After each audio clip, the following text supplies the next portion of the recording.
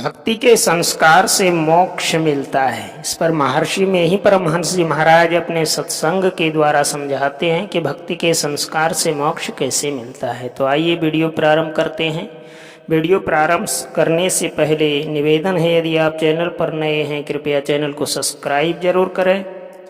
तो भक्ति के संस्कार से मोक्ष कैसे मिलते हैं, इस पर सत्संग के द्वारा समझाते हैं। प्यारे लोगों, आप जानते हैं कि आजकल वर्षा ऋतु है, इसमें कभी सूर्य देखने में आता है कभी नहीं, कभी बादल देखने में आता है तो कभी बादल सूर्य की रोशनी को ढक लेता है, कभी हवा चलती है कभी नहीं चलती है। ऐसे समय में भी आप लोग सत्संग करने के लिए आते हैं। आप लोग धन्य हैं, इस मौसम में अपने घर के कामों को छोड़कर अपने समय को सत्संग में लगाते हैं। बहुत अच्छा करते हैं। संत मत नाम से ही पता चलता है कि यह शांतिदायक है। शांति स्वरूप परमात्मा स्वयं है, जो उनसे मिलते हैं वे शांतिमय हो जाते हैं। इसका थोड़ा सा सिद्धांत है, गुरु ध्यान और सत्संग।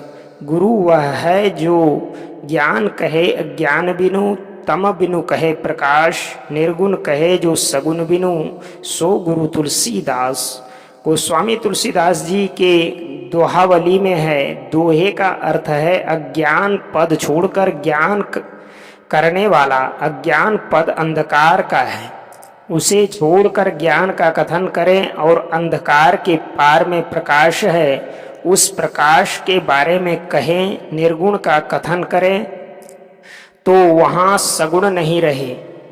निर्गुण और सगुण, सत रज और तम तीनों गुणों के परे परम पिता परमात्मा का ध्यान करो, उन्हीं का अध्ययन मनन करो। गुरु सेवा सत्संग जो करता हो, करने के लिए बताता हो, वैसा गुरु करें। सत्संग थोड़े काल तक नित्य करो। जो सत्संग नित्य करते रहते हैं वे सद्ज्ञान पा जाते हैं। यह नहीं कि अपने नहीं करें, केवल शिष्य को करने बताए। गुरु भी करें, जो करता है उसको भक्ति का संस्कार नहीं छोड़ता है। भक्ति बीज बिनसै नहीं, ज्यों जुग जाए अनंत। ऊंच नीच घर जन्म ले तऊ संत को संत। भक्ति बीज पलटै नहीं, आए पड़े जो चोल। कंचन जो विष्ठा पड़े, घटे न ताको मोल।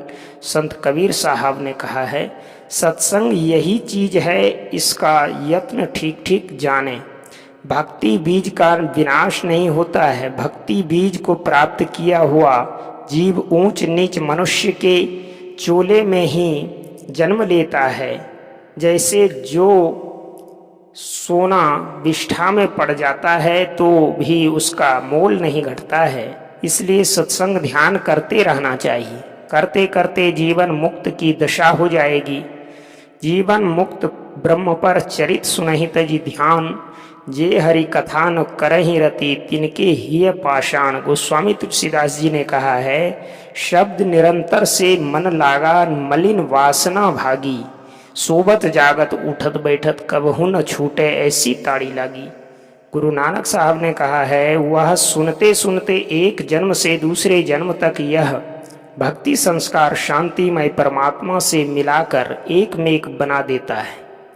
वह सदाचारी शीलवान लोगों को प्रिय मालूम पड़ता है।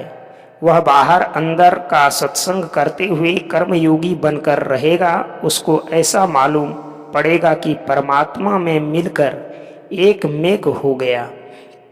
जल तरंग जीव जल ही समाइया, तीव ज्योति संग ज्योति मिलाइया। कहु नानक भ्रम कटै किवाड़ा, बहुरी न होइए उलझा जीव। तो गुरु नानक साहब ने कहा, अब हम ऐसे यही जन्म का लाहा। ज्यों जल में जल पैस न निकसे, यों ढुरी मिला जुलाहा। जैसे जल में जल पैठ कर नहीं निकलता है, वैसे ही वह जो हो जाता है